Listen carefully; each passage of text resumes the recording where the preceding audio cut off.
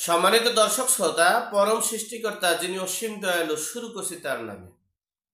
আজকের বিষয়, আজ মধ্যরাতে যে আন্দোলন সংগ্রাম হয়েছে তাতে অন্তর্বর্তীকালীন সরকারের দৃশ্যপট পাল্টে যাওয়ার সম্ভাবনা আছে। সে বিষয়ে আপনাদের সাথে সংক্ষেপে শেয়ার করছি।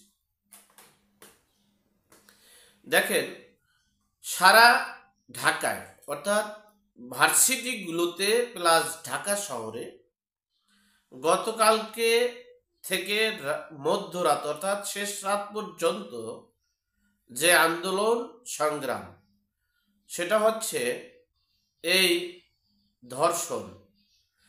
নারীদের নিরাপত্তা দিতে পারছে না, নারীদের সম্মান দিতে পারছে না, মায়েদের প্রতিনিয়ত ধর্ষণ হচ্ছে। গত জানুয়ারি মাসে পত্রিকায় এসেছে প্রায় 200-র অধিক, অর্থাৎ 250-র মতো প্রায় ধর্ষণ করা হয়েছে, যার বিচার হয়নি। ধর্ষণ করে মেরে ফেলছে, তারও বিচার হয়নি। প্রতিনিয়ত, অর্থাৎ ধরেন আপনি 250 বাদ দেন, 200 যদি ধরেন তাহলে প্রতিনিয়ত কত করে পড়ে? 3×7=21, 7 জন প্রায়। এই 7 জন প্রতিদিন 7 জন গড়ে ধর্ষণ হচ্ছে বাংলাদেশে। যেই বাংলাদেশের আইন আছে যে একজন ধর্ষণকারী ব্যক্তি সরাসরি জড়িত, তাকে সর্বোচ্চ শাস্তি দেওয়া হবে। কিন্তু শাস্তি তো দূরের কথা, তিনি আইন তাকে ধরতে পারছে না, বিচার তার নেই। এই বাংলার মায়েরা কেমন জানি একজন অন্যান্য রাষ্ট্রের চেয়ে একবারে নগণ্য এবং জঘন্য পর্যায়ে নিয়ে গেছে এই অন্তর্বর্তীকালীন সরকার। আমাদের মায়েদের যারা, আমাদের বোনদের যারা নিরাপত্তা দিতে পারে না, তারা দেশ তো দূরের কথা, তাদের পরিবার, তাদের আত্মীয় স্বজনকেই নিরাপত্তা দিতে পারবে না। সুতরাং এমনকি বাংলাদেশের সকল মিডিয়ায় কাভার করেছে এবং অন্যান্য বিচার বিশ্লেষকরাও বলছে যে সর্বোচ্চ এই স্বাধীনতা না, এই দেশ সৃষ্টির সেই ব্রিটিশ পিরিয়ড থেকে, পাকিস্তান পিরিয়ড থেকে, স্বাধীনতার পর থেকে এই আইন শৃঙ্খলা রক্ষাকারী বাহিনী বা আইন শৃঙ্খলা এবং আমাদের বিচার ব্যবস্থা একবারে শেষ হয়ে গেছে। এটা পৃথিবীর ইতিহাস বিরল, যেখানে কোনো নির্বিচারে বিচার নেই।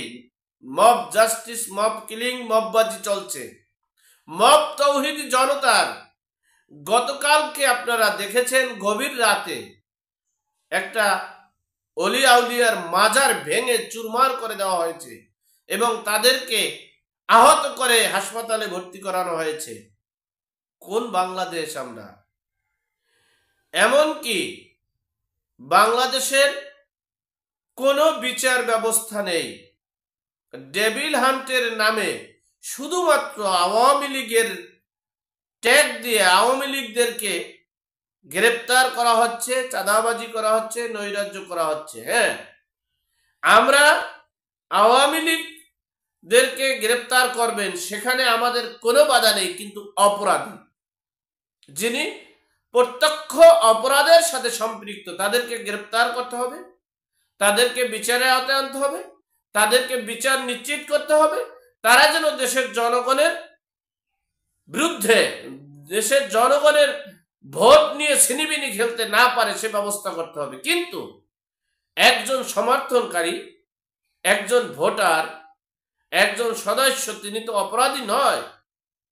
তাকে আপনারা আওয়ামী লীগের ট্যাগ দিয়ে, ভারতের দালাল বলে, ছাত্রলীগের ট্যাগ দিয়ে গ্রেপ্তার করছেন। আর আসল ডেভিলদেরকে আপনারা ধর্ষণ করতে পাঠাইছেন, আপনারা লুটপাট করতে, ডাকাতি করতে, ছিনতাই করতে, দখলবাজি করতে, চাঁদাবাজি করতে দিয়েছেন। যদি সেটা নাই দেন, তাহলে 2-4টা দৃষ্টান্তমূলক বিচার করলে সেখানে আর হওয়ার সম্ভাবনা থাকে না। একজন প্রত্যক্ষ দর্শনকারীকে সর্বোচ্চ শাস্তি তাৎক্ষণিকভাবে দেওয়া হোক। আমি দর্শনকারী, প্রমাণ আছে, সবকিছু আছে, আমার বিচারের জন্য তো 10 বছর অপেক্ষা করার কিছু নেই। এই রকমের এই দৈনিক যে 7 জন দর্শন করা হয়, এই 7 জন ব্যক্তিকে, একদিনের দর্শনকারীকে যদি বিচার করা হয়, পরবর্তী মাসেই একজন দর্শন হবে না। অর্থাৎ এই দেশে বিচার ব্যবস্থা নেই। এই দেশের কোন মানুষ, সবচেয়ে যারা নিরপরাধ, যারা কোনো অপরাধ করেনি, তারা সবচেয়ে ঝুঁকিতে আছে, তারা সবচেয়ে আতঙ্কে আছে, তারা সবচেয়ে ভয়ে আছে। আর যারা প্রকৃত অপরাধী, তারা তো টাকার বিনিময়ে, তাদের শ্বশুর বাড়ি হলো জামাত ইসলাম, আর মানে জামাই বাড়ি হলো বিএনপি, আর মেয়ে বিয়ে দেশে সেই বাড়ি হলো, অর্থাৎ ছেলে বিয়ে করেছে সেটা হলো হেফাজত। বিদেয়ী এই ডেভিলদেরকে গ্রেপ্তার হচ্ছে না, হচ্ছে এদেশের আপামর জনগণ, নির্যাতিত নিপীড়িত জনগণ, সাধারণ জনগণদেরকে হয়রানি করা হচ্ছে। প্রতিদিন অজ্ঞাতনামার আসামি বলে প্রতিদিন চাঁদাবাজি হচ্ছে।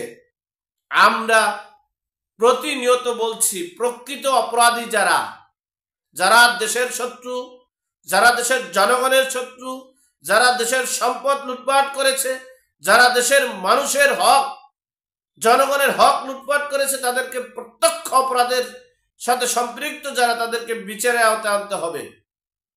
গত 6 মাসে, 6.5 মাসে পৃথিবীর ইতিহাস যে ঘটনাগুলো ঘটেছে, এই বাংলাদেশের এই রাষ্ট্রটা, এই দেশটা বা এই মানচিত্রটা তৈরি হওয়ার পর থেকে, অর্থাৎ গত 53 বছরে এরকমের দুর্ঘটনা আর ঘটেনি।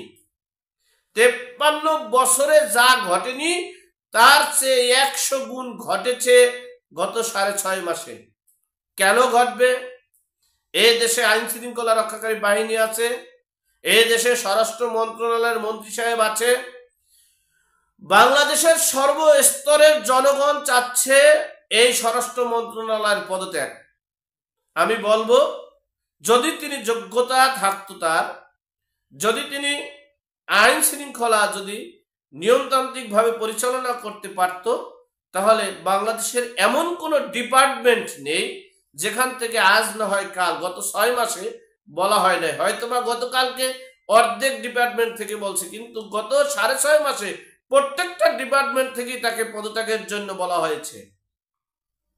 সুতরাং তার যোগ্যতা, এই অন্তর্বর্তীকালীন সরকারের যোগ্যতা, সেনা সমর্থিত এই ডক্টর মোহাম্মদ ইউনূসের যোগ্যতা প্রমাণ পেয়েছে।